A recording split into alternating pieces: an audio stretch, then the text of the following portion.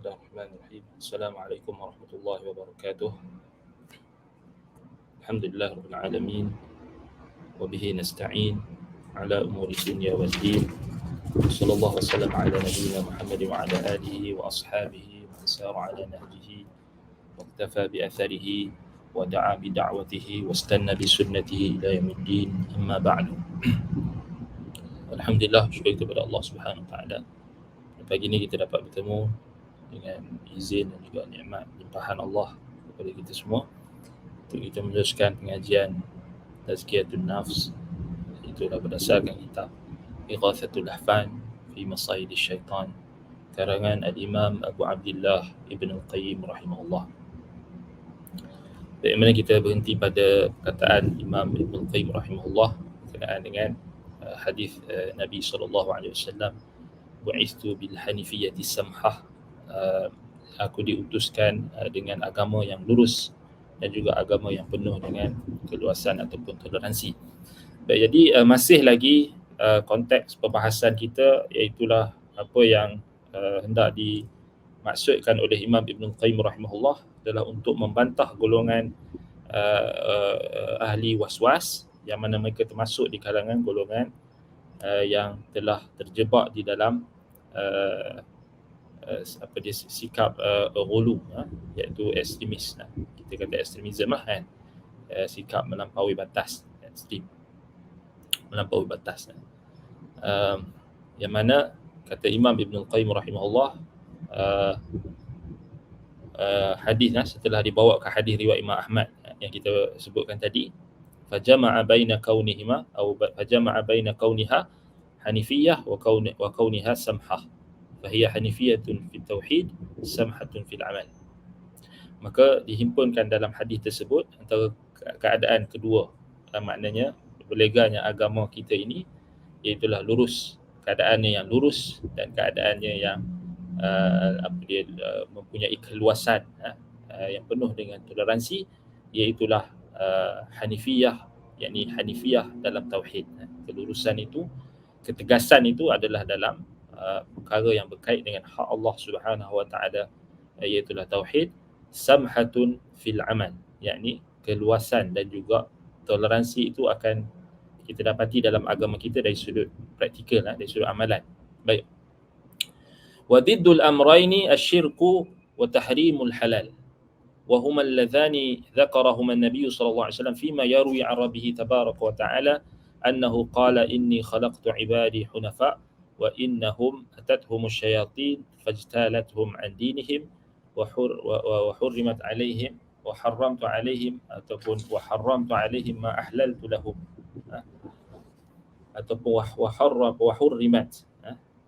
وحرمت عليهم ما أحللت لهم وأمرتهم أن يشركوا بما لم أنزل به سلطانا. Baik. Lawan kepada hadis ini.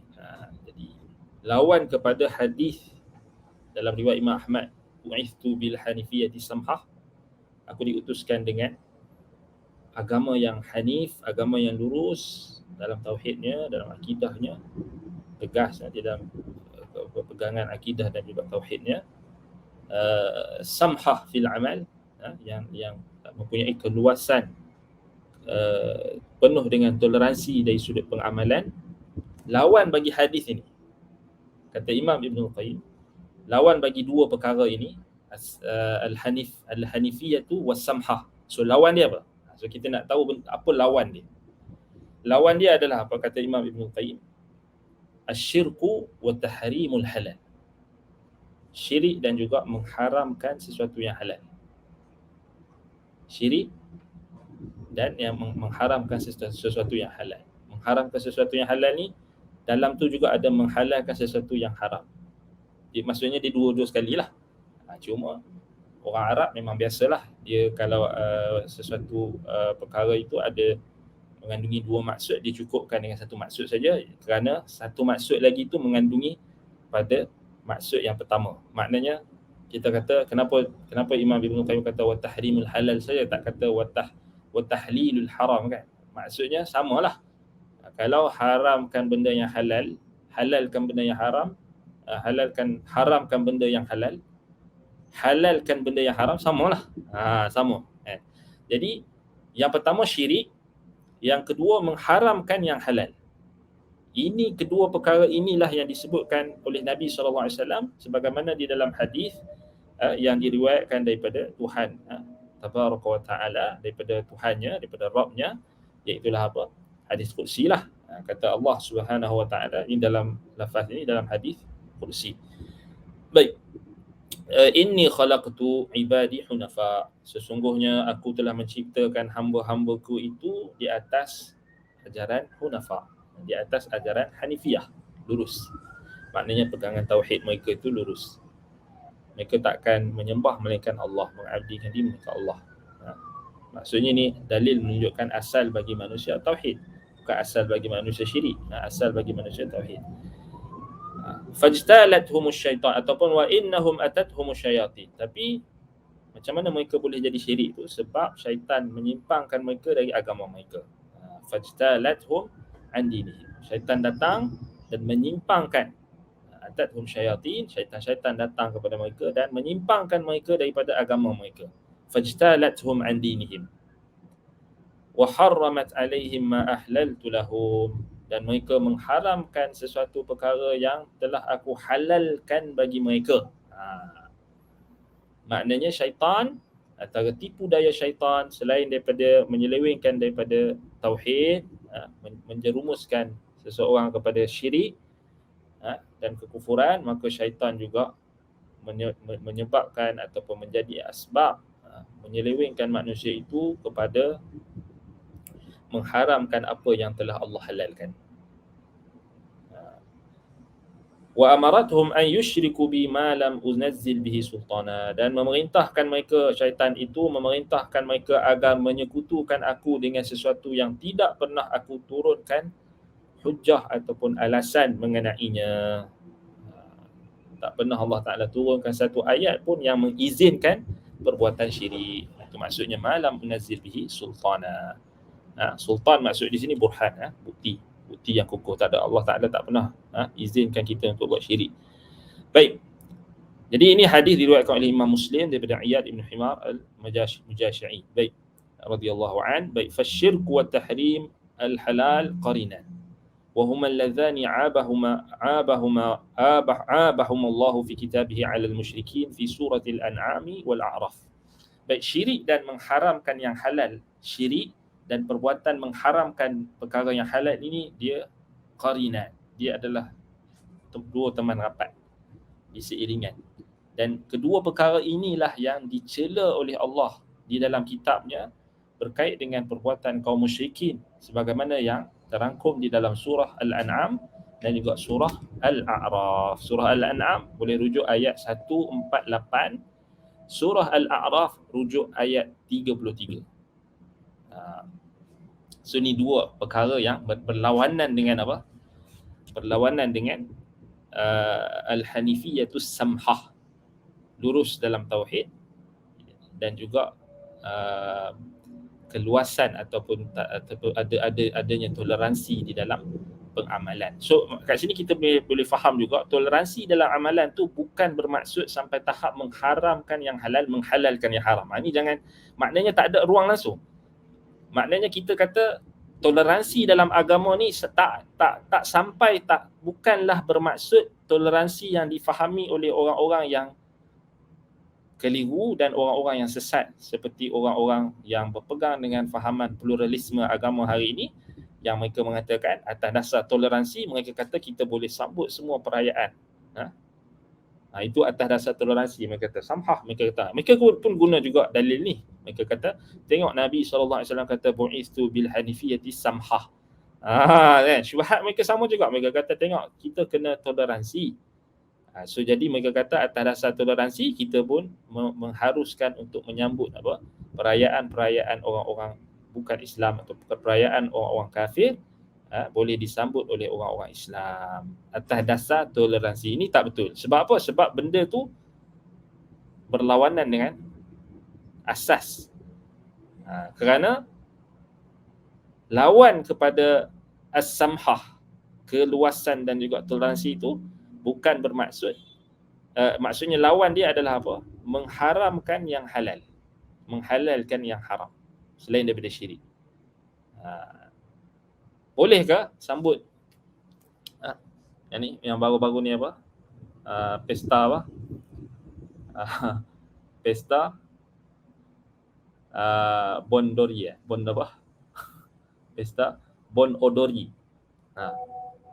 Festival Bon Odori ni. Boleh ke? Boleh sambut ke? Tak boleh lah. Atas dasar toleransi boleh ke? Tak boleh lah. Sebab dia adalah yang pertama, dia bukan perayaan yang disyariatkan dalam Islam. Perayaan yang disyariatkan dalam Islam hanya ada dua untuk orang Islam.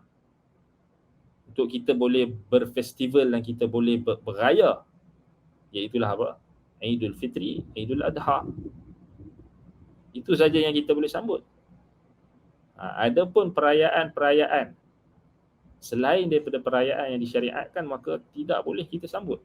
Tak boleh kita sertai. Kan?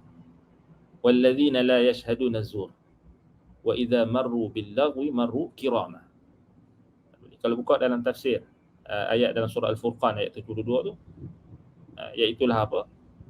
Orang-orang yang beriman, dia tidak akan menghadiri tempat-tempat yang melakukan perkara-perkara yang dilarang oleh Allah.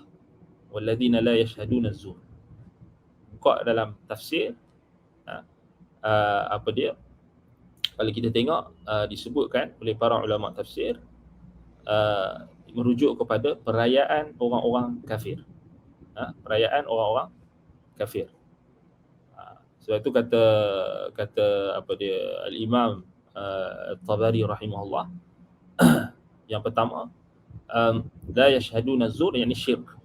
At-Tahaq kata mereka tidak menghadiri tempat yang ada kesyirikan ataupun menghadiri syirik ataupun bersertai dengan apa dia perkara-perkara yang membawa kepada syirik ataupun perkara yang syirik.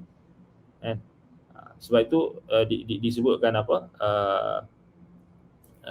itu juga dimaksudkan dengan apa apa dia perayaan-perayaan walladzina la yashhaduna az-zur, disebutkan apa dia dikatakan la yusa'iduna ahlal batil ala batilihim, maknanya.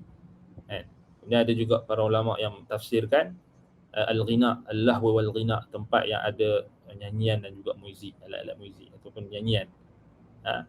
Kemudian tempat kita kata apa, tempat-tempat maksiat, tempat-tempat majlis-majlis yang ada kebatilan, syirik, maksiat yang paling besar lah, dosa yang paling besar kan. Jadi Bon Odori itu kita nak kategori apa? Nak kategori apa?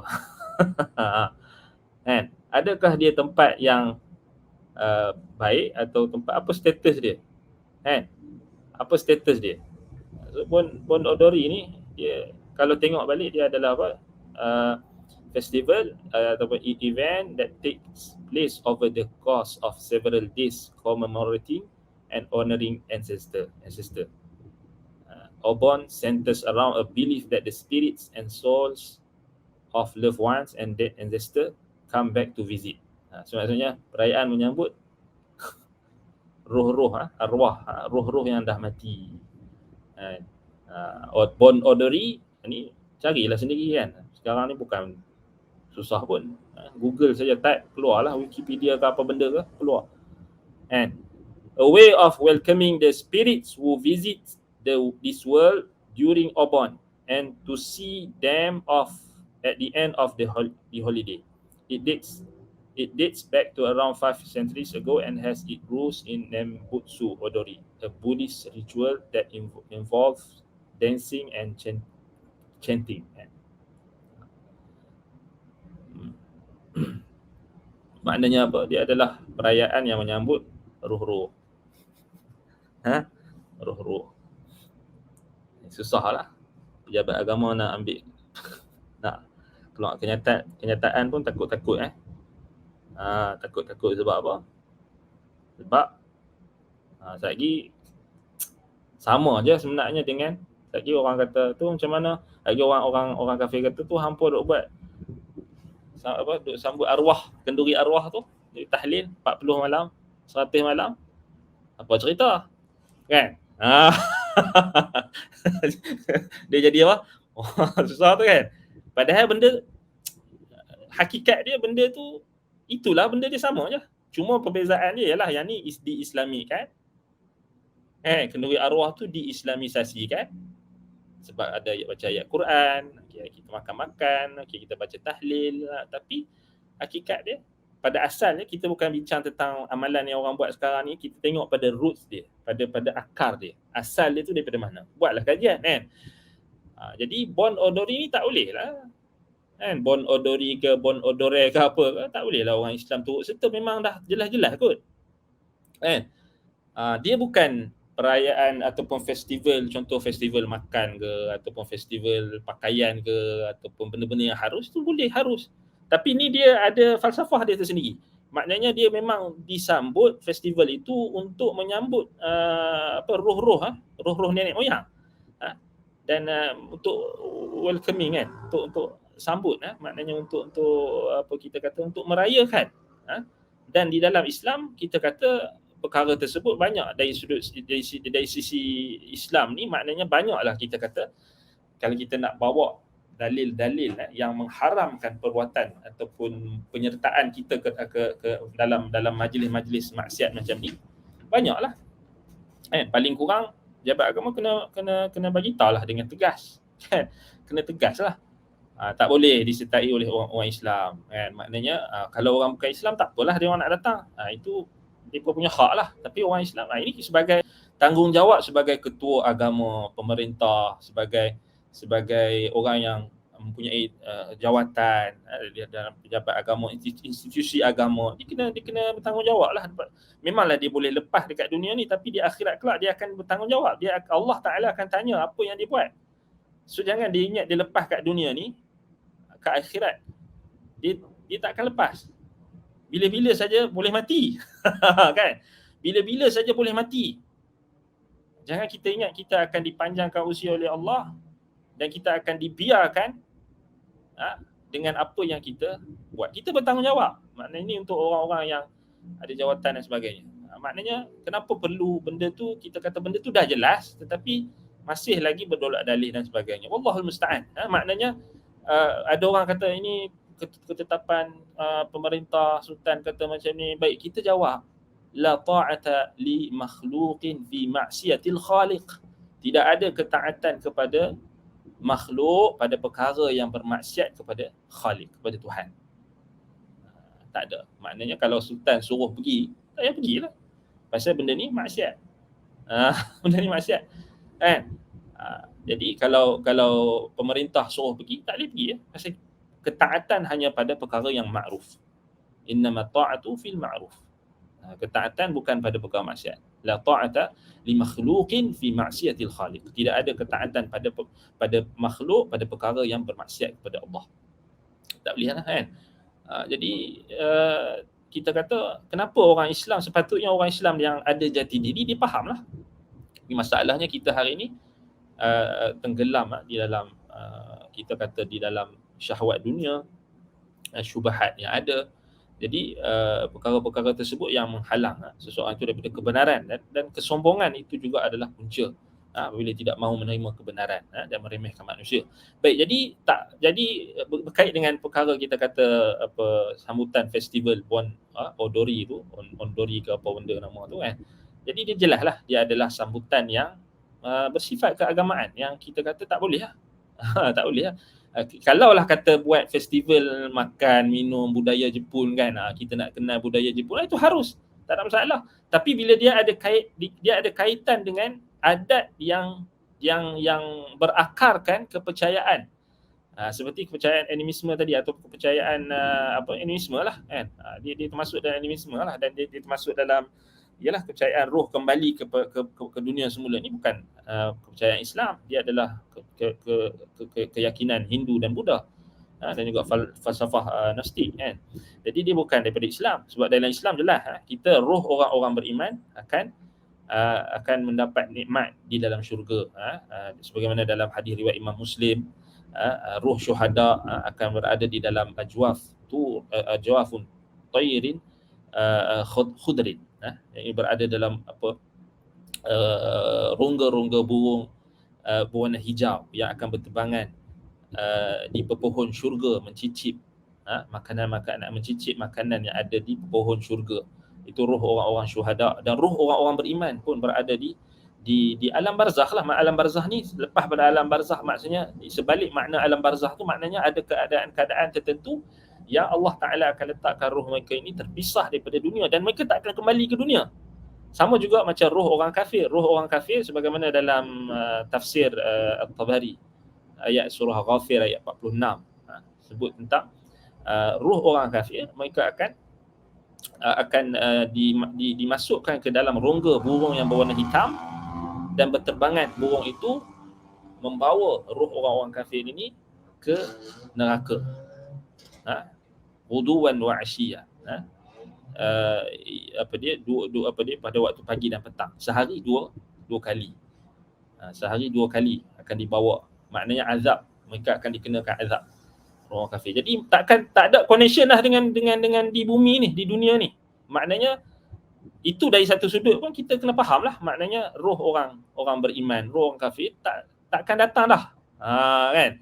Yang duk sambut kenduri arwah tu, kononnya i'tiqad orang Melayu dulu, dia sambut kenduri arwah, dia i'tiqad roh orang nenek moyang kita mai. Tu yang dia buat kenduri tu.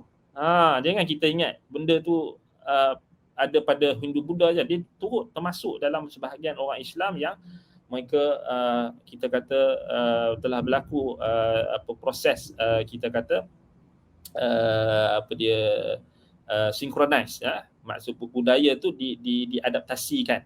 Budaya-budaya Hindu Buddha tu kan berapa banyak kan. Kita pernah bincang kan, banyak kan. Budaya-budaya macam contoh kahwin bersanding kan, tu bukan daripada Islam kan. Kan, tapi masih ramai orang buat. Pasal apa? Pasal benda tu dah sebati kan. Kemudian di islamisasikan. Tak boleh kan. Maknanya bukan bentuk dia macam tu, cara kita nak islamisasikan tak boleh. Kalau benda tu dah memang asalnya sudah bertentangan. Sama jugalah macam kita kata jadi tak betul lah kan. Maknanya kita kata keyakinan tanasukh arwah, maknanya roh-roh orang mati ni, roh-roh orang jahat ni akan masuk kat dalam anjing ke, dalam orang jahat ke, dalam jasad orang tu dia akan jadi hantu pocong ke. Itu semua karut lah. Jadi tak payah percaya lah. Jadi kalau kita pergi dekat majlis macam tu, jadi kita telah bertolong-tolongan dalam perkara yang mungkar, dalam al-ithm wal-udwan, dalam dosa dan juga pemusuhan, penentangan ke atas agama Allah. Jadi kita kena hati-hati. Dan biarlah orang nak sambut, biarlah orang lain nak sambut apa semua, kita dah bagi nasihat, habis. Kita tak boleh nak paksa kan. Fadzakir bil Quran lasta alaihim bimusaitir. Kau tak boleh nak paksa mereka wahai Muhammad. Wa ma anta alaihim bijabbar. Kamu tak boleh nak paksa mereka wahai Muhammad. Dan kita semua umat Nabi, kita boleh sampaikan, dan kita dah kalau dia nak pergi juga nak buat macam mana. Dah dia berkerah juga. Dia kata sultan suruh pergi, sultan kata tak apa. Agama dia dengan agama kita bukan dibina di atas amalan sultan. Kita kena faham. Amalan sultan itu, amalan pemerintah itu perlu diukur dengan neraja Al-Quran dan Sunnah, dengan dalil. Sultan, pemerintah, mereka bukan dalil. Itu kena faham. Sebab tu Al-Imam As-San'ani rahimahullah ketika membahaskan berkenaan dengan dalam kitabnya Tathhirul I'tiqad berkenaan dengan syubhat golongan-golongan kuburiyun yang taksub dan fanatik terhadap kubur ni, sehingga mereka melakukan syirik akbar, memohon permintaan dan juga istighatsah di saat kesusahan kepada ahli kubur. Dia sebutkan dan juga perbuatan raja-raja dan pemerintah yang membina binaan yang cantik atau binaan yang berdosa di kuburan, itu perkara yang mengundang fitnah. Dia kata itu adalah amrun duwali laisa dilali. Itu adalah perbuatan kenegaraan, maknanya perbuatan yang bersifat pemerintah yang tetapkan. Tapi bukan semua apa yang pemerintah tetapkan itu kita kena ikut. Tak semua. Kalau bercanggah dengan dalil, tak payah ikut. Itu je. Walaisa amrun dilali. Dia bukanlah perkara yang yang menepati dalil. Dia hanya duali. Dualiyah. Yang ini perkara yang bersifat kenegaraan. Kadang-kadang kita kata maksudnya kerajaan yang letakkan ataupun sultan yang letakkan. Dia bukan dalam Quran dan Sunnah bercanggah. Jadi kita nak ikut apa? Ikut Quran dan Sunnah lah, ikut dalil. Dalam kubur nanti malaikat akan tanya apa? Man nabiyuka? Ya, man rabbuka? Man nabiyuka? Ma dinuka? Malaikat tak tanya man sultanuka. Siapa sultan kamu, tak. Malaikat tanya siapa nabi kamu. Maknanya apa yang kamu telah ikut nabi ni. Kamu ikut tak nabi ni? Kamu ikut tak seruan dia? Ke kamu datang mana-mana orang, kamu tak ikut nabi ni, kamu ikut orang tu. Malaikat tak tanya man sultanuka, man malikuka, siapa raja kamu, siapa sultan kamu, yang kamu ikut. Tak, malaikat tanya man nabiyuka, siapa nabi kamu. So kita kena ikut nabi lah, kan? Ikut nabi lah. Jadi sultan, jadi kita hak, maknanya hak sultan itu dia ditaati pada perkara yang ma'ruf, kan, perkara yang ma'ruf. Tetapi kalau jelas-jelas dia menyeru kepada perkara yang maksiat, perkara yang bercanggah dengan Quran dan Sunnah, bercanggah dengan ijma' ulama', bercanggah dengan agama, maka kita tak ikut. Dan kita doakan kebaikan kepada sultan. Kita tak boleh memberontak. Disebabkan kesalahan tu kita terus memberontak, hasut orang untuk benci sultan, tak boleh. Ahli sunnah kita bagi tahu kesalahan, bukan tak boleh bagi tahu kesalahan, bagi tahu. Sebab kesalahan tetap kesalahan, tetapi kita tak menjatuhkan aib dia. Kita mendoakan hidayah dan petunjuk kepada dia. Itu cara dia. Bukan dengan kita pergi buat demonstrasi pula, nak bantah sultan, yang kita buat demonstrasi, kita maki hamun dia dekat media sosial, itu tak boleh. Itu bukan ciri-ciri ahli sunnah. Ahli sunnah, benda yang tak betul tetap tak betul. Sultan kalau dia salah, kita kata benda tu tetap salah, sebab takkan kalau dah salah kita nak kata betul juga, teruklah macam tu, kan? Jadi ini peranan penasihat tu, penasihat sultan, penasihat raja ni, dia kena orang yang ada ilmu, yang betul-betul takutkan Allah itu sebenarnya. Bukannya orang yang ada kepentingan, dia tak berani. Sebab kena berani. Bukan kita confront dengan bertindak confront dengan kita mengajak orang untuk memberontak. Itu bukan ciri-ciri ahli sunnah, dan itu adalah ciri-ciri golongan khawarij. Tetapi kita ahli sunnah, yang salah tu tak salah, kan? Sebab tu Imam Ahmad bin Hanbal rahimahullah, ketika Khalifah Mu'tasim, Al-Ma'mun, Al-Wathiq, mereka melakukan bid'ah yang paling besar dalam agama Islam, itu mengatakan Al-Quran itu makhluk, maka Imam Ahmad tak ikut, kan? Tak ikut. Tetapi Imam Ahmad tak suruh juga memberontak. Bila Mu'tasim keluar berjihad melawan Rom, kan, kerajaan Abbasiyah terpaksa berhadapan dengan penentangan daripada kerajaan Rom, mereka nak berperang, Imam Ahmad tolong doakan. So maksudnya kita tak sampai tahap bila pemerintah ataupun sultan kita buat maksiat, kita terus berlepas diri, kita maki hamun dia, kita doakan keburukan dia, tak. Tetapi kita tambih, salah tetap salah. Salah tetap salah. Tapi kita janganlah ikut orang-orang yang ada kepentingan tertentu, yang dia nak menyerang institusi raja, nak menyerang, dia ada orang yang dia ada niat yang lain, niat yang lain pula. Dia ambil isu tu, dia ada niat di belakang, niat yang lain. Ahli sunnah tak. Kita tak ada niat nak memberontak pada pemerintah, pada sultan, kita nak membenci sultan, tak. Kita nakkan kebaikan kepada sultan. Sebab itu kita katakan kita tetap amar ma'ruf nahi mungkar. Kalau sultan buat benda yang tak betul, tetap tak betul lah. Kita kena tambih. Yang ni tak betul, tetap tak betul. Kan? Dan kita doakan kebaikan dan hidayah Allah kepada dia. Kan? Dan kita tak mencabut ketaatan kita kepada dia disebabkan dosa atau kesalahan yang dibuat. Kan? Jadi itu kita kena faham. Setengah orang dia kata, tengok ni, ni kritik sultan ni, kita report. Dia terus report. Bukan kritik. Maknanya kita bagi tahu benda yang tak betul lah. Kan? Benda yang tak betul. Kan? Tak betul. Kan? Yang mungkar tetap mungkar. Itu mauqif ahli sunnah. Mauqif ahli sunnah. Pendirian ahli sunnati wal jamaah. bila melibatkan kesalahan yang melibatkan pemerintah. So kita tak bolehlah nak kita nak menghasut orang untuk membenci pemerintah, membenci sultan, haram. Tak boleh. Kan? Tak boleh. Macam orang-orang liberal, orang-orang geng-geng yang ada kepentingan ni, mereka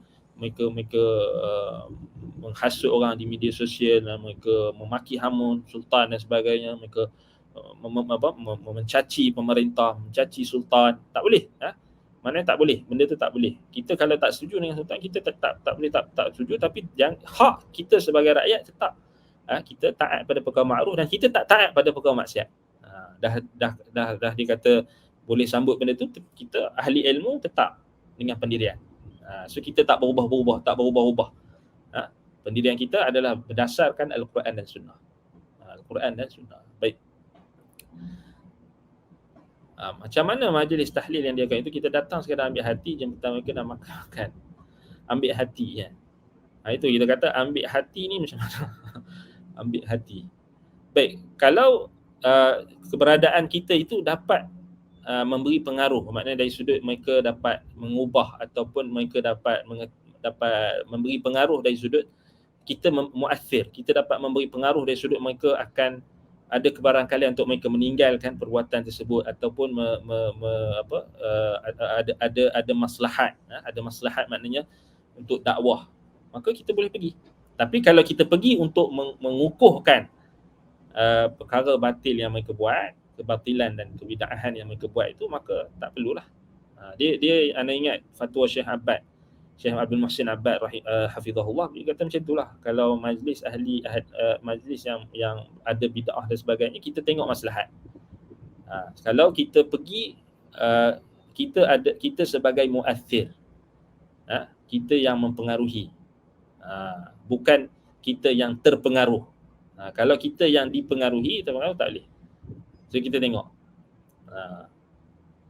Kalau jadi tekong itu untuk dapatkan sampul surat macam dia kalau dia tahu benda tu tak boleh, maknanya dia bertanggungjawablah di hadapan Allah Taala.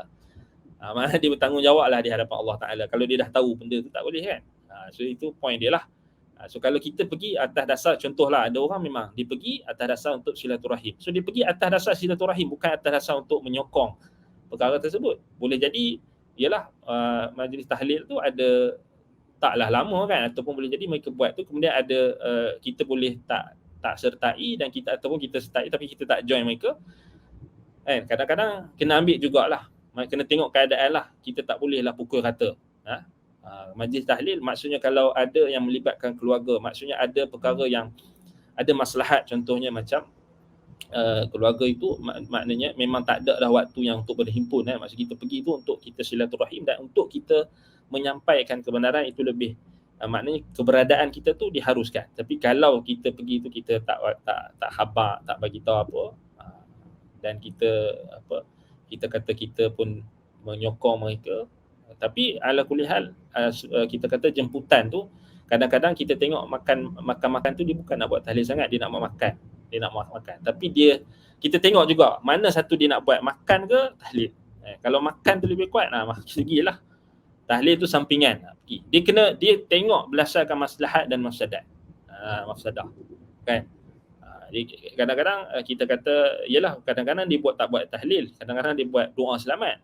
So doa selamat harus jelah pergi baca doa selamat kan. Tapi dia selitkan tahlil lah, yang tu kita kata kadang-kadang dah jadi budaya tau. Dia bukan nak apa kita kata, bukanlah praktik tu sama macam awal-awal yang sambut yang buat 40 hari 100. Dia jadi adat. Dia dah jadi adat, maksudnya mesti kena baca doa selamat dan tahlil. Doa selamat tu tak ada masalah baca doa kan. Tapi dia masuk tahlil tu kan. Tapi kita pergi atas dasar jemputan untuk silaturahim, tak ada masalah. Tak ada masalah. Kan? Wallahu taala a'lam. Baik. Jadi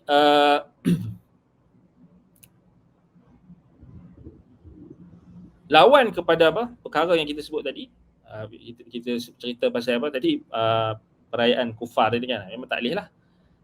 Sebab itu dia ada dua bentuk lah, maknanya dari sudut dalam tu ada unsur-unsur syirik kan, maksudnya keyakinan yang syirik, keyakinan roh-roh itu dapat kembali semula ke dunia ini. Kemudian dia ada kaitan dengan ahli syirik kan. Benda tu berkait dengan keyakinan golongan musyrikin. Kemudian kita tak katalah majlis tu terus automatically syirik kan. Tak. Tetapi dia ada unsur-unsur syirik. Kan. Dia unsur-unsur syirik dan menghukumkan majlis itu syirik tak sama. Dan yang kedua ada bentuk tahrimul halal, mengharamkan yang halal, menghalalkan yang haram. Kan maksudnya menghadiri ataupun menyambut perayaan selain Islam, perayaan kufar, perayaan orang-orang kafir, orang musyrikin, itu telah berlaku ijma' akan keharamannya. Berlaku ijma', maknanya dia sepakat, benda tu sepakat. Maknanya kalau Jabatan Agama Islam mana-mana negeri kata harus, dia tak boleh. Tetap tak boleh melawan kekuatan autoriti ijma'. Qurunul mufaddalah, ijma' para sahabat, ijma' tabi'in, ijma' ulama' yang terawal. So katakanlah mufti-mufti di Malaysia ni berhimpun, dia kata harus untuk menyambut Chinese New Year, harus untuk menyambut Bon Odori tadi, Bon Odori apa benda tadi, harus untuk sambut Deepavali ke apa, kan. Tapi kalau tak salah fatwa kata tak boleh kan. Tapi dia ada pengecualian lah, ada pengecualian. Kalau fatwa kat Malaysia ni anda tak pasti. Tapi kalaulah mereka mengharus sekalipun, dia tidak boleh menjadi sesuatu yang muktabar. So yang muktabar adalah ijma' golongan yang terawal. Golongan yang terawal, ijma' para sahabat. So dinukilkan ijma' tak boleh. Tak boleh, tak ya. Kalau kita usaha untuk lawan juga ijma', itu bahaya. Wa man yushaqiqir rasul min ba'di ma tabayyana lahul huda wa yattabi' ghayra sabilil mu'minin wallihi kama tawalla wa nuslihi jahannam wa sa'at masira. Na'udzubillah min dzalik. Barang siapa yang menentang rasul setelah jelas kepadanya petunjuk. Wa man yushaqiqir rasul min ba'di ma tabayyana lahul huda. Siapa yang menentang rasul setelah jelas kepadanya petunjuk, wa yattabi' ghayra sabilil mu'minin, dan dia ikut jalan bukan jalan orang beriman. Dia tak mau ikut ijma'. Tu maksud dia. Dia menentang rasul. Orang yang lawan ijma' ulama' ni, ijma' para sahabat, ijma' tabi'in, ijma' ulama' salafus salih, hakikatnya dia menentang rasul. Menentang rasul. Apa dia punya ancaman dia? Allah kata apa? "Wa man yushaqiqir rasul min ba'di ma tabayyana lahul huda wa yattabi' ghayra sabilil nuwallihi kama tawalla." Allah akan biarkan dia dengan kesesatan dia. Bayangkan Allah biarkan. Allah biarkan dia dengan kesesatan dia. Allah tak bagi petunjuk dekat dia. Terlepas dia daripada petunjuk Allah. Bimbingan Allah tak bagi dia. Kerugian apa yang paling besar kalau kita Allah biarkan dalam kesesatan? Nuwallihi kama tawalla wa nuslihi jahannam. Kat dunia ni Allah bagi dia. Okey, nak sambut, fine, sambut. Sambutlah. Tak ada masalah. Dah kata nak sambut sangat, dah kata nak toleransi sangat, sambut, silakan.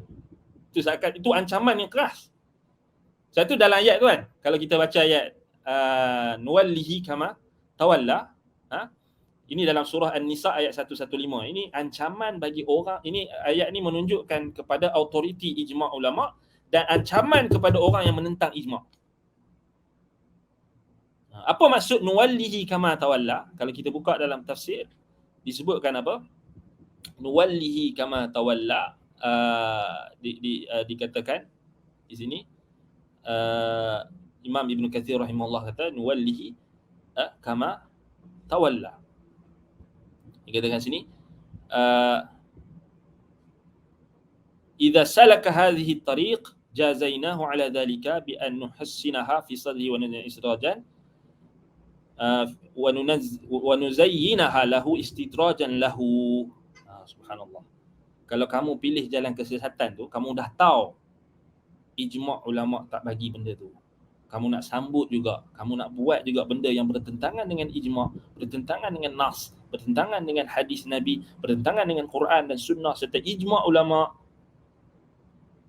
Subhanallah. Kalau kamu jalan juga ikut jalan tu, jazainahu ala dhalika. Kalau kamu ikut jalan yang ikut ijma', Allah akan bagi ganjaran. Tetapi Kalau kamu tak ikut, yuzayyinaha lahu istidrajan lah, nuwallihi kama tawalla, maksudnya Allah akan hiaskan mereka dengan jalan kebatilan tu. Mereka akan nampak cantik, mereka akan nampak baik, dan mereka tak akan nampak benda tu sesat, dan mereka akan ditarik sedikit demi sedikit ke lembah kebinasaan, istidrajan. Contohnya dia kata, tengok aku sambut perayaan Bon Odori ni, akidah aku okey je, aku tak kafir, aku tak jadi syirik pun. Dia tak sedar, Allah tarik dia sedikit demi sedikit. Dia tak sedar yang dia akan sesat dan dia akan musnah dan binasa di dunia ini. Akhir sekali dia akan dicampakkan Allah ke dalam neraka Jahannam, wal'iyadu billah. Ini kita takut. Sebab itu dalam tafsir As-Sam'ani disebutkan nuwallihi kama tawalla, nuwallihi makhtarahu. Waqila nakiluhu ila man tawallah. Maknanya Allah akan biarkan dia dengan pilihan dia tadi. Dah kamu pilih nak pergi juga, silakan. Nak sambut juga, silakan. Sebab kita orang beriman ni, kita takut. Kita tak tahu bila kita nak mati. Tiba-tiba mati dalam festival Bon Odori. Macam mana nak jawab? Tiba-tiba mati dalam festival, dalam perayaan Taipusam. Macam mana nak jawab? Tiba-tiba mati, Allah Ta'ala tarik nyawa. Malaikat datang tarik nyawa kita dalam keadaan kita berfestival Ponggal. Nak jawab apa? Kan? Allah Ta'ala tarik nyawa kita ketika dalam keadaan kita menyambut perayaan-perayaan yang musuh-musuh Allah. Orang-orang yang melakukan syirik, melakukan perkara-perkara yang menentang agama Allah. Tak payah. Orang Islam tak payah. Kita tak cakap pasal orang bukan Islam. Orang Islam silakanlah. Dia pun dah, itu hak dia. Orang Islam tak boleh lah. Tapi kalau ada juga orang Islam nak pergi, itu kita nuwallihi kama tawalla. Allah kata kami biarkan dia. Dalam sebahagian tafsir kata nakiluhu ila man tawalla. Allah akan biarkan dia, Allah akan biarkan nasib dia dengan orang yang dia nak pergi tu. Orang yang dia nak bermajlis tu. Dah dia nak duduk bermajlis dengan orang-orang yang musyrik, orang-orang yang kafir, orang yang bukan Islam, sudah Allah akan biarkan. Dan azab di neraka, di akhirat lagi dahsyat. Wa nuslihi jahannama akan dimasukkan ke dalam neraka Jahannam, wal'iyadu billah. Kan, wal'iyadu billah. Itu kita takut, na'udzubillah min dzalik. Wasa'at masira, itulah tempat kembali, tempat pengakhiran dan tempat kembali yang paling buruk lah. Yang paling buruk. Kan? Jadi pilihlah. Kalau dah nak pergi juga, nak buat macam mana? Tapi ingat ancaman. Kalau dah jadi pemimpin bangsa dan ingat perang, adakah dia boleh dengan negara kita, negara demokrasi? Dia kena jawab depan Allah Ta'ala nantilah. Kan? Dia kena jawab depan Allah Ta'ala. Kalau rasa dia boleh jawab depan Allah, silakan. Pemimpin kerana atas alasan demokrasi. Kalau rasa boleh jawab depan Allah Ta'ala nanti, tak apa. Kalau rasa boleh jawab, itu je jawapan kita. Kita nak cakap lebih tak boleh. Bagi orang orang kata kita ni pula, dia cakap itu lah. Kalau rasa boleh jawab depan Allah Ta'ala, silakan. Alasan-alasan tu, kalau rasa boleh jawab depan Allah, silakan. Kan? Wa ma qadarullah haqqa qadri. Kita kadang-kadang kita cakap mudah, kita tak tahu kita tak tahu maksud Tuhan kita ni Allah Ta'ala, kita tak kenal betul-betul Allah Ta'ala ni macam mana. Kan? Kita bagi alasan banyak. Rasa boleh jawab, tak apa, simpan jawapan tu dan bagi alasan. Kat dunia ni memang dunia ni memang kita boleh bagi macam alasan. Macam-macam alasan. Allahul musta'an. Kita dah sebut, kita dah sampaikan. Orang Islam kena sambut juga, tak apa, silakan. Allah kata nuwallihi kama tawalla. Ya, Allah pun kata kami biarkan dia dalam kesesatan dia. Kita pun nak lebih-lebih ke? Kita nak paksa orang boleh? Tak boleh. Kita ikut apa yang Allah kata. Nuwallihi kama tawalla. Nuwallihi kama tawalla. Walaupun pada ikut hukum, kalau ikut dalam siasah syariah, politik Islam, memang pemerintah dia ada hak untuk menghalang. Sebab dia dah ada kuasa untuk menghalang untuk buat dikri ataupun keluarkan keputusan ataupun dekri untuk tidak membenarkan orang Islam terlibat. Tapi kalau dia tak buat, dia bertanggungjawab depan Allah Taala nanti. Kan? Kita dah lepas dah. Kita yang dah sampai kat ni, kita dah lepas kat dunia. Jadi tinggal kat pemerintah tu. Kan? Kadang-kadang ada orang yang dia nampak ini sentimen politik, dia tuduh ini sentimen orang parti politik ni Tak, bukan. Kan? Jangan tengok pada parti politik tu, tengok pada dalil, tengok pada Al-Quran dan Sunnah. Kan? Allah musta'an. Macam-macam lah orang ini, dia orang politik, dia ada kepentingan dia. Jadi dia nak tengok isu tu, dia nak kaitkan dengan politik, pemimpin politik ni dia nak attack lawan politik dia dengan isu-isu macam ni. Dia nak tuduh ni ekstremism. Dia memang ada macam-macam, ada tujuan masing-masing. Tapi kita, mauqif kita sebagai penuntut ilmu, sebagai orang yang menuntut ilmu, kita terus bersama dengan ilmu, bersama dengan Quran dan Sunnah. Kita tak pedulilah orang nak kata apa-apa. Orang kata politik ke, orang kata kita gini ke, ekstrim ke apa ke. Tak, ini yang dalil. Ini kita ikut ni ijma'. Kan? Dan kita pun tak paksa orang. Kamu nak pergi juga, pergilah. Kan? Nak buat macam mana? Kamu rasa apa yang Sultan cakap itu betul, tak apalah. Kan? Tapi kita ingatkanlah. Dalam kubur nanti, malaikat akan tanya, man nabiyuka? Dia tak akan tanya man sultanuka, man malikuka. Dia akan tanya, siapa nabi kamu? Maknanya apa yang kamu telah ikut nabi ke, atau kamu abaikan sunnah nabi ataupun ajaran agama yang Nabi telah sampaikan. Allahul musta'an wa alaihi at-tuklan. Apa-apa pun kita doakan kebaikan kepada pemimpin kita, pemerintah kita, sultan kita. Semoga mereka diberikan penasihat yang bitanatul hasan, bitanah yang baik, bukan bitanatul su, bukannya peneman dan juga penasihat yang jahat ataupun yang buruk. Tapi kita minta mereka diberikan penasihat-penasihat yang baik, dan kita doakan sebagai rakyat, kita doakan kebaikan mereka, kan? Dan kesalahan mereka itu kita tak boleh jadikan alasan untuk kita tidak mentaati mereka dalam perkara makruf. Maksudnya kita kena bersabarlah, kan? Bersabar itu kita kata bersabar dengan pemerintah yang kita kata yang diuji Allah dengan kita. Wa ja'alna ba'dakum li ba'din fitnatan atasbirun. Kami jadikan sebahagian kamu di antara sebahagian yang lain sebagai fitnah, sebagai ujian. Baik, wallahul musta'an. Baik, waqad dhamma an-nabiy sallallahu alaihi wasallam al-mutanatti'in fi ad-din wa akhbara bi halakatihim haitsu yaqul ala halakal mutanatti'un ala halakal mutanatti'un ala halakal mutanatti'un. Jadi sesungguhnya Nabi sallallahu alaihi wasallam telah mencela orang-orang yang melampau dalam agama, dan Nabi mengkhabarkan tentang kemusnahan mereka. Maknanya kemusnahan ni halakatahum, maknanya kita kata bagaimana perbuatan mereka itu akan menyebabkan mereka dibinasakan, disebabkan perbuatan mereka, kebinasaan mereka. Kata Nabi, ala halakal mutanatti'un. Ketahuilah binasalah ataupun celakalah, ataupun dikatakan di sini celakalah orang yang melampaui batas, orang yang berlebih-lebihan dalam agama lah. Celakalah orang yang melebihi melampaui batas. Ala halakal mutanatti'un. Ini satu doa kecelakaan.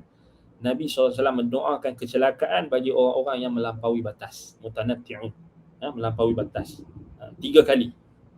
Ala halakal mutanatti'un, ala halakal mutanatti'un, ala halakal mutanatti'un. So maknanya setiap orang yang melampaui batas, ghulu dalam amalan agama, maka mereka akan mendapat doa yang tidak baik daripada Nabi SAW. Doa kebinasaan. Memang hakikatnya akan binasa. Orang yang melampaui batas dalam agama. Dalam konteks perbahasan kita ini, Imam Ibn Qayyim merujuk kepada orang yang melampau-lampau di dalam kita kata dalam pengamalan mereka, sehingga mereka terjebak dalam kita kata was-was. Itu kan, masih lagi dalam ni kan. Tadi cerita pasal perayaan tadi berkait dengan apa? Samhah, toleransi. Toleransi ada batasan. Bukan toleransi ni semua boleh. Sebab itu dikatakan toleransi itu maksudnya apa? As-samhatu fil amal, maknanya selagi mana dia tidak termasuk dalam tahrimul halal wa tahlilul haram. Kan? Dia tak menghalalkan yang haram, mengharamkan yang halal, dan juga tak termasuk dalam perkara yang syirik. Selagi itulah ada toleransi. Kalau melibatkan perkara yang syirik, melibatkan perkara yang mengharamkan yang halal, menghalalkan yang haram, tak ada. Tak boleh. Tak boleh kita nak kata keluasan, tak boleh kita nak kata toleransi, tak ada. Macam orang hari ni dia kata toleransi dalam agama sampai mengiktiraf agama-agama selain Islam, itu tak ada. Bukan toleransi yang betul, bukan samhatu yang dimaksudkan oleh Nabi SAW. Dia kata semua agama betul. Salah lah, sebab berlawanan dengan apa yang disebut oleh Allah SWT, Al-Quran, Sunnah, juga ijma' ulama. Inna dina indallahi al-Islam wa may yabtaghi ghayra al-Islam dinan falan yuqbala min wa huwa fil akhirati minal khasirin. Allah Taala isytiharkan bahwasanya agama yang benar hanya Islam. Siapa yang cari selain Islam sebagai agama, maka dia takkan diterima. Amalan dia takkan diterima, kan. Jadi jelaslah, kan, benda tu dah jelas, tapi tak boleh kita nak kata benda tu adalah toleransi, kan. Jadi kalau ikut toleransi ni habislah. Benda semua kalau ikut toleransi ala liberal, ala aqlaniyun, ala orang-orang barat yang tidak beriman kepada Allah, habis. Buka aurat boleh, kan, kahwin lelaki dengan lelaki pun boleh, itu toleransi dia berkata. Kahwin perempuan dengan perempuan pun boleh, kahwin lelaki nak kahwin dengan anak patung pun boleh, lelaki nak kahwin dengan robot pun boleh. Habis. Semua kalau samhah yang difahami itu adalah samhah syaitaniyah, keluasan yang difahami ala syaitan, memang habis, tak ada batas. Buatlah apa nak buat sekalipun. Wallahu musta'an. Wa qala ibn Abi Shaybah hadatsana Abu Usama an Mis'ar qala akhraja ilayya Ma'ni bin Abdi Rahman kitaban wa halafa billahi annahu khattu abihi fa idza fihi qala Abdullah wallahi alladhi la ilaha ghairuh ma ra'aytu ahadan kana ashadda 'ala al-mutanatti'in Rasulillah sallallahu alaihi wasallam wa la ra'aytu ba'dahu ashadda khawfan 'alayhi min Abi Bakr wa inni la adhunnu Umar kana ashaddu ahli al-ardi khawfan 'alayhi. وكان صلى الله عليه وسلم يبغض المتعمقين حتى إنه لما واصل بهم ورأى الهلال قال لو تأخر الهلال لواصلت وصالا يدع المتعمقون تعمقهم كالمنكل بهم. Ibn Abi Shaybah, Imam Ibn Abi Shaybah berkata dengan sanadnya, dibawakan berkenaan dengan satu surat daripada Ma'an bin Abdul Rahman, sebuah kitab, satu tulisan, dan dia telah bersumpah dalam tulisan tersebut dengan nama Allah bahawasanya itu adalah tulisan ayahnya, iaitulah Abdul Rahman. Baik, dalam kitab tersebut tertulis sumpah, demi Allah yang tiada Tuhan selainnya, aku tidak pernah melihat seseorang yang bersikap paling keras terhadap orang-orang yang berlebih-lebihan, orang-orang yang melampaui batas berbanding Rasulullah SAW. Dan aku tidak pernah melihat seseorang setelahnya yang lebih mencemaskan mereka daripada Abu Bakar. Sungguh aku menyangka Umar adalah penduduk bumi yang paling mencemaskan mereka. So Nabi SAW membenci orang-orang yang berlebih-lebihan dalam menjalankan amalan. Sampai ketika Nabi SAW melakukan puasa wisal. Wisal ni maknanya Nabi sambung puasa tu. Nabi sambung, maknanya Nabi tak buka puasa maghrib tu, Nabi sambung. Itu hanya khususiyah Nabi, puasa wisal. Dan Nabi takut benda tu akan menjadi diikuti oleh orang-orang yang melampaui batas. Maka Nabi SAW pun ketika bersama mereka itu dan melihat hilal, maka Nabi pun bersabda, "Lau ta'akhkhara al-hilalu lawasaltu wa yusalan yad'u al-muta'ammiqun ta'ammuqahum kal munakkil bihim." Andai kata hilal, yakni bulan sabit itu terbit lebih akhir, saya aku akan melakukan wisal yang boleh menjadikan orang-orang yang berlebihan dalam beramal itu akan meninggalkan sikap berlebih-lebihan mereka itu sebagai hukuman ke atas mereka. Maknanya Nabi SAW nak mentakdik mereka, mendidik mereka supaya meninggalkan sikap melampaui batas. Baik. Wa kana as-sahabah aqallul ummati takallufan iqtida'an bi nabiyihim sallallahu alaihi wasallam. Qala Allah Ta'ala, "Qul ma as'alukum alaihi min ajrin wa ma ana minal mutakallifin." Baik, adalah para sahabat Nabi orang yang paling sedikit bertakalluf. Takalluf ni maknanya memberat-beratkan diri, mengada-adakan sesuatu yang tidak diperintahkan, atau memberat-beratkan diri dengan sesuatu yang tak diperintahkan, ataupun melampaui batas dalam pengamalan. Baik, ini merupakan sikap mereka disebabkan mereka mencontohi Nabi mereka sallallahu alaihi wasallam. Sebab itu mereka tak bersikap melampaui batas. Allah Taala berfirman, maksudnya aku tidak, katakanlah wahai Muhammad, aku tidak meminta upah sedikit pun kepadamu atas dakwahku, dan bukanlah aku termasuk orang-orang yang mutakallifin, orang-orang yang memberat-beratkan, mengada-adakan sesuatu sehingga memberat-beratkan. Yang ini melampaui batas. Itu disebut sebagai mutakallifin, takalluf. Baik. Wa qala Abdullah bin Mas'ud radhiyallahu an. Berkata Abdullah bin Mas'ud radhiyallahu an, "Man kana minkum mustannan falyastanni biman qad mat. Fa innal hayy la tu'manu alayhi al-fitnah. أولئك أصحاب محمد كانوا أفضل هذه الأمة أبرها قلوبا وأعمقها علما وأقلها تكلفا اختارهم الله لصحبة نبيه صلى الله عليه وسلم ولإقامة دينه فاعرفوا لهم فضلهم واتبعوهم على أثرهم وسيرتهم فإنهم كانوا على الهدي المستقيم." Kata Abdullah bin Mas'ud radhiyallahu an, barang siapa yang hendak mencontohi di kalangan kamu ni, siapa yang hendak mencontohi, maka contohilah orang yang telah mati. Siapa orang yang mati ni? Semua orang ke? Abu Jahal pun mati dah. Abu Lahab pun mati dah. Tak. Sahabat Nabi.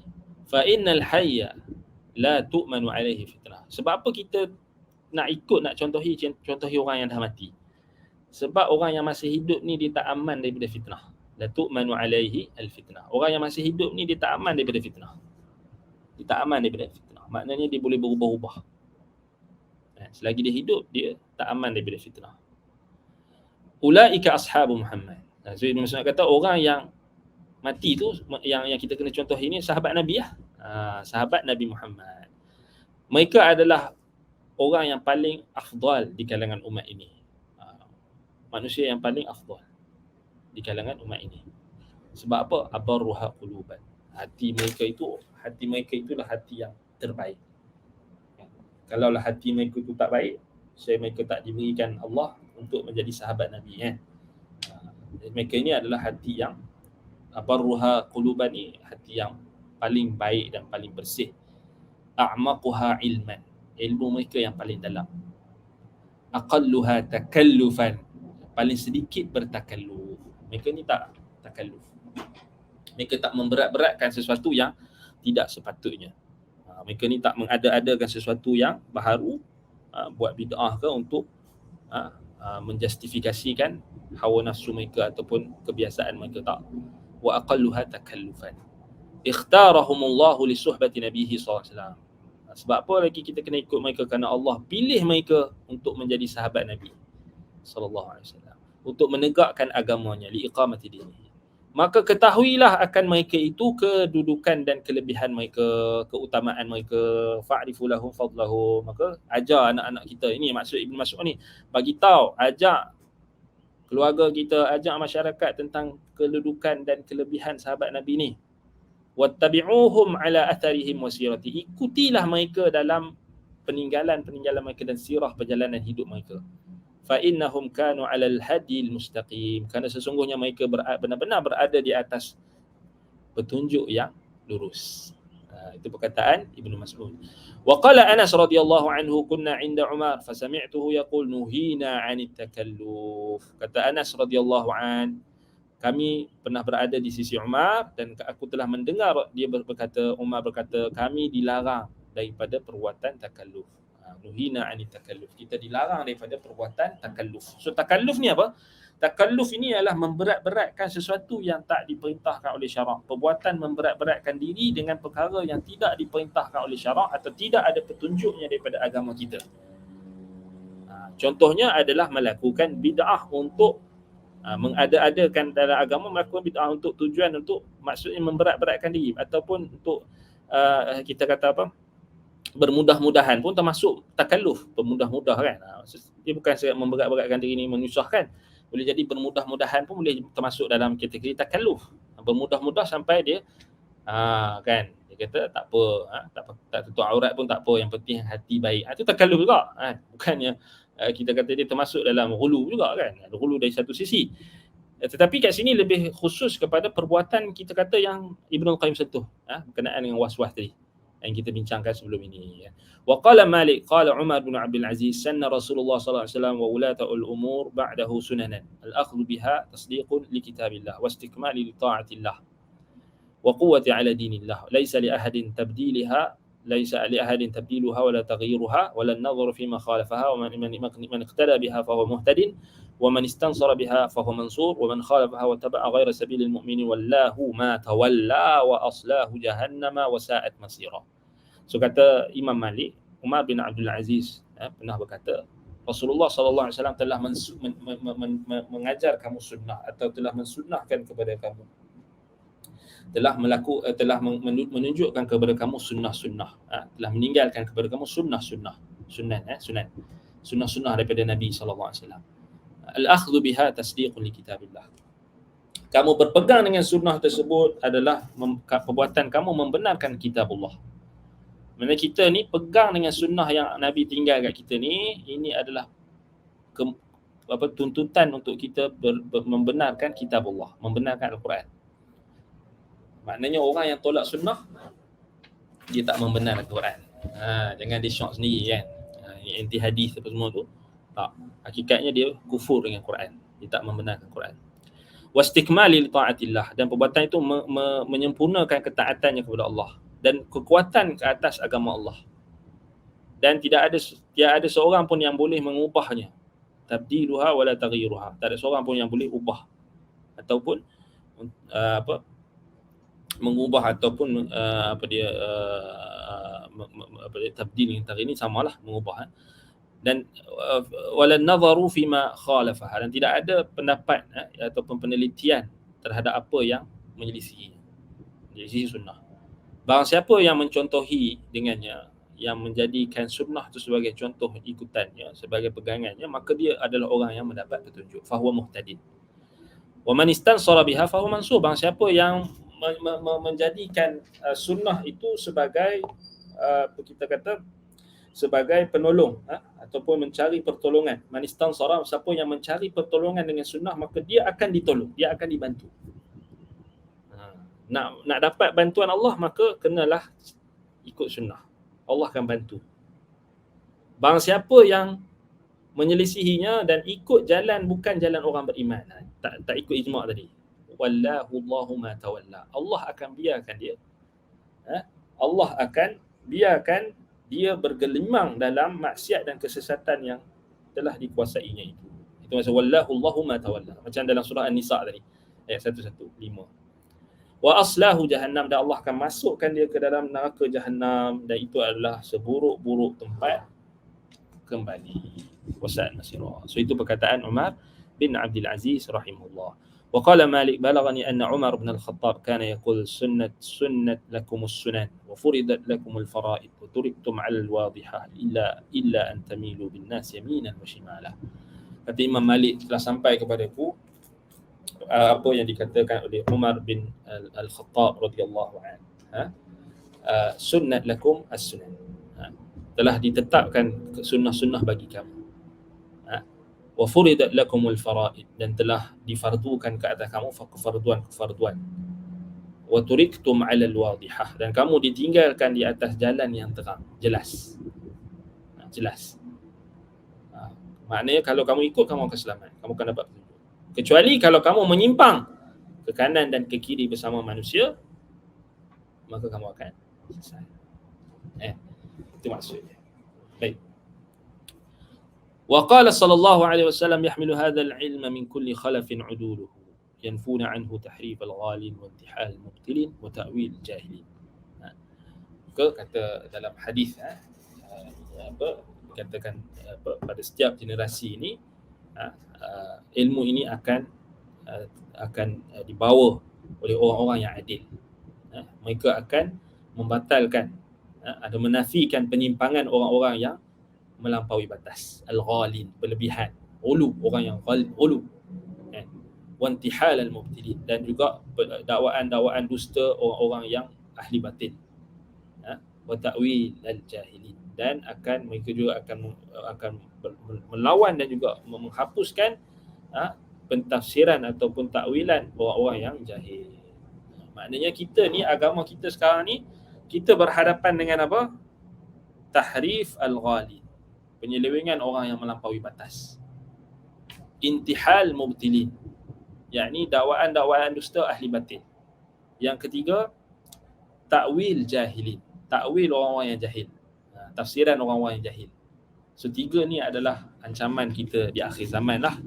Zaman kita pun termasuklah. Lebih-lebih lagi lah zaman kita ni. Kalau Nabi SAW dah bagi kita 1400 tahun yang lalu. Cuma hadis ni kalau kita tengok dari sudut sanad dia taklah sampai apa. Dia hadis ni kalau kita tengok dia kalau kita tengok dia, sebahagian ulama tak sepakatlah tentang kesahihan hadis ini. Tapi apa kita kata apa? Ala kulli hal dia ada dia di mursal lah. Kalau kita tengok dalam, kalau buka dalam footnote ni akan tengoklah. Imam Ibnul Qayyim dia secara umumnya Imam Ibnul Qayyim dia sahihkanlah secara makna dia diterima. Kan? Tetapi kalau kita tengok ni panjang ni ni dia punya takhrij dia. Takhrij hukum. Kan? Dia ada mursal atau mu'dhal. Ni orang mengaji hadis tak apalah. Tetapi dari sudut makna sahihlah. Sebab tu Imam Ahmad berhujah dengan hadis ni dalam muqaddimah kitab dia, Ar-Raddu 'ala al-Jahmi wal-Zanadiqah wal Jahmiyah wal Zanadiqah. Ar-Raddu 'ala al-Zanadiqah wal Jahmiyah wal Zanadiqah. Imam Ahmad berhujah dengan hadis ni. Yahmilu hadha al-ilma min kulli khalafin 'uduluhu yanfuna 'anhu tahrif al-ghalib intihal al-mubtilin wa ta'wil al-jahilin. Imam Ahmad iktibas daripada ni, dia buat dalam muqaddimah kitab dia tu. Muqaddimah dia ambil di sini. Dia ambil daripada nas ni. Tapi hadis ni kita kata tidak disepakati lah. Sebab tidak disepakati dari sudut kesahihan dia. Yang sahihnya dia bukan, dia tak marfu' kepada Nabi SAW. Tapi paling kurang dia mursal lah. Maknanya dia mursal, dia bukan hadis marfu' lah. Kan? Baik. Tapi maknanya sahih. Maknanya ilmu ini akan setiap zaman akan dibawa oleh orang-orang yang adil. Yang orang adil ni sifat dia apa? Orang yang adil ni dia akan yanfuna anhu tahrif al-ghali. Dia akan melawan, dia akan menafikan dan melawan, menghapuskan, menentang penyelewengan orang-orang yang melampaui batas, al-ghali, ghulu. Wa intihal al-mubtilin, yakni dakwaan-dakwaan dusta orang yang ahli batil, wa ta'wil al-jahilin, dan juga pentafsiran orang-orang jahil yang tak betul, yang salah, sesat dan sebagainya. Fa akhbara anna al-ghalin yuharrifuna ma jaa bihi wal mubtilin yantahiluna anna batilahum huwa ma kana alayhi wal jahilun yata'awwaluna ala ghairi ta'wilihi. Maka Nabi mengkhabarkan kepada kita bahawasanya orang yang melampaui batas inilah yang mengubah, menyelewengkan apa yang didatangkan kepada dengannya, apa yang dibawa oleh Nabi SAW, sunnahnya. Dan orang-orang yang ahli batil inilah yang akan yantahilun, mereka akan mereka akan intahala, maknanya mereka akan mendakwa pendustaan ataupun pembohongan mengenai agama ini yang tidak ada dasarnya. Jahilun pula orang yang mentakwilkan agama ini dengan bukan takwilan, bukan tafsiran yang sebenar. Banyak kan? Wa fasadul Islam min haula'i tawaif thalatha. Kerosakan Islam ni akan datang daripada 3 golongan ini. Falaula anna Allah subhanahu yuqimu lidinihi man yanfi anhu dhalika lajara alaihi ma jara ala adyanil anbiya'i qablahu min haula. Kalaulah Allah Subhanahu taala tak tegakkan agamanya untuk agamanya ini, yakni orang-orang yang menafikan penyelewengan tersebut daripada agama ini, maka sudah tentulah akan berlaku apa yang berlaku kepada agama-agama nabi-nabi sebelumnya di kalangan mereka itu, agama-agama Yahudi, Nasrani yang menyelewengkan. Tetapi Allah jaga agama Islam ni, setiap zaman ada ulama-ulama ahli ilmu yang akan menjelaskan kepada manusia penyelewengan yang datang daripada orang yang melampaui batas, orang yang ahli batil, dan juga orang-orang yang jahil. Itu maksud dia. Itu maksud dia. Baik. Kalau ada soalan, baik, kita masuk fasal baru ni. Wa min zalika al-waswasatu fi makharijil huruf wa tanattu'u fiha. Dan fasal termasuklah isu berkenaan dengan waswas ini adalah orang yang waswas dalam makhraj huruf. was-was dalam mengenai makhraj huruf. Wa nahnu nadhkuru ma dzakarahu al-ulama bi alfadhihim.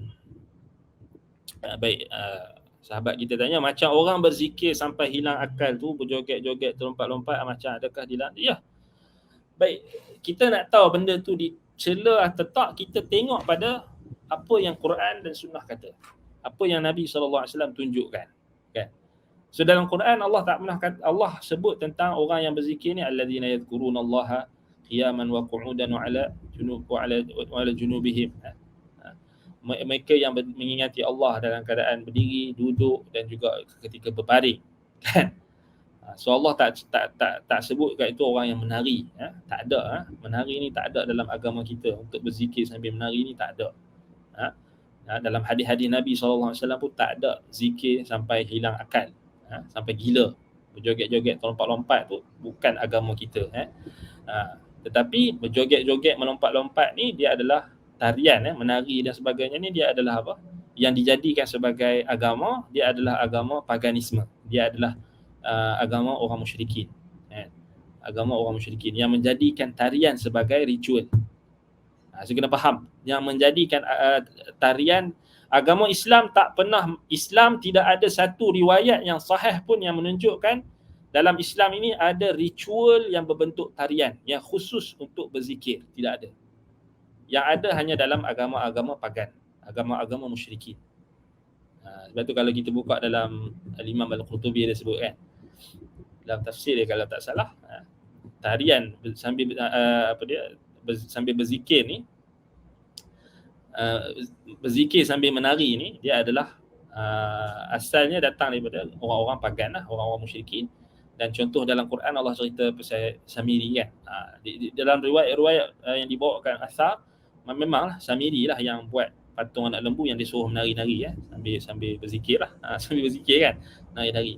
Dan tak ada dalam agama kita ni tarian, zikir sambil menari. Kalau tarian budaya adat tu ya Islam benarkan, selagi tidak ada perkara yang bercanggah dengan Islam. Contohnya Nabi SAW pernah melihat orang Habsyah, mereka melakukan tarian pedang di dalam masjid. So Nabi tak marah dia pun, Nabi tak larang. Jadi dia orang tarian adat, maknanya dia orang buat tarian lawan pedang bukan.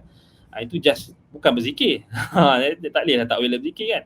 So sama juga kalau ada tarian-tarian budaya yang tak ada percanggahan lah, tak ada perkara-perkara yang bercanggah dengan syarak, tak ada pergaulan bebas, tak ada apa perkara-perkara yang diharamkan.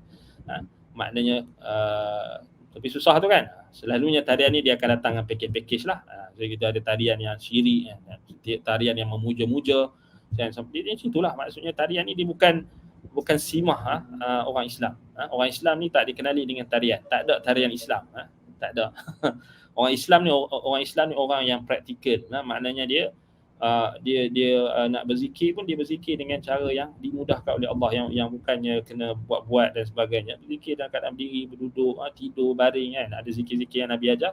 Tak ada lagi lah kita jumpa tarian zikir sambil menari ke apa semua, lompat-lompat tu, joget-joget ke, lompat-lompat sampai tercabut kopiah, sampai tercabut serban, sampai hilang akal, tak ada. Jadi itu adalah memang jelas lah dicela lah. So kita nak tahu dicela atau tak, maknanya kita tengok pada dalil, maksudnya Al-Quran, As-Sunnah, apa kata ulama salaf, ulama-ulama yang khalaf pun yang datang kemudian, apa yang mereka kata. Dan banyak kalau kita buka fatwa-fatwa ulama, memang itu bukan daripada ajaran Islam. Dia adalah ajaran paganisme yang diserap masuk ke dalam Islam. Dan kalau kita tengok orang Islam buat, kita tahulah benda tu bukan orang Islam buat, tak semestinya dia jadi terus automatically jadi Islam kan. Jadi benda tu dia kata ada benda-benda yang kita kata adaptasi daripada budaya-budaya setempat dan sebagainya, yang itu yang menyebabkan ada orang Islam yang masih susah nak tinggalkan benda-benda jahiliah macam tu. Itu nak macam mana, kena apa, dakwah lagi lah kan. Kena menuntut ilmu, kena sebarkan Islam, sebarkan tauhid, sebarkan agama yang benar, Al-Quran dan Sunnah, kena giatkan lagi lah. Bukan kita turut sama menari dengan dia orang kan. Menari dengan orang. Kerana kita bagi alasan ni Islam tak larang gini kan. Kalau tarian tu sekadar tarian yang bersifat budaya, adat, dan tak ada percanggahan benda-benda yang bercanggah dengan syarak, maka diharuskan. Tapi kalau dikaitkan dengan tarian ni sambil berzikir, zikir sambil menari dan sebagainya, itu memang jelas-jelaslah perkara yang dicela dan dilarang oleh syarak. Wallahu ta'ala a'lam. Baik. Ada soalan lain? Baik, jadi kita naktafi bihadzal qadar. Jadi kita cukup setakat ini. Ini dulu, maknanya kita akan sambung pada kelas akan datang insya-Allah berkenaan dengan was-was dalam makhraj huruf. Ini juga akan dikemukakan oleh Imam Ibn Qayyim nas daripada kalam kalau tak salah daripada Imam Ibn Jauzi dalam Talbisu Iblis. Dia akan bawa nas perkataan Imam Ibn Jauzi rahimahullah dalam Talbisu Iblis. Baik. Jadi anda rasa cukup setakat itu. Semoga Allah SWT memberkati apa yang kita sampaikan, menjadikan ilmu yang kita pelajari akan menjadi hujah yang akan membela kita di hadapan Allah Ta'ala kelak, bukan mendakwa kita di hadapan Allah. Aqulu qawli hadha wa astaghfirullah li wa lakum. Subhanakallahumma bihamdika asyhadu an la ilaha illa anta astaghfiruka wa atubu ilaik. Wa sallallahu ala Muhammadin wa ala alihi wa sahbihi wa baraka wa sallam. Alhamdulillahirabbil alamin. Wassalamu alaikum warahmatullahi wabarakatuh.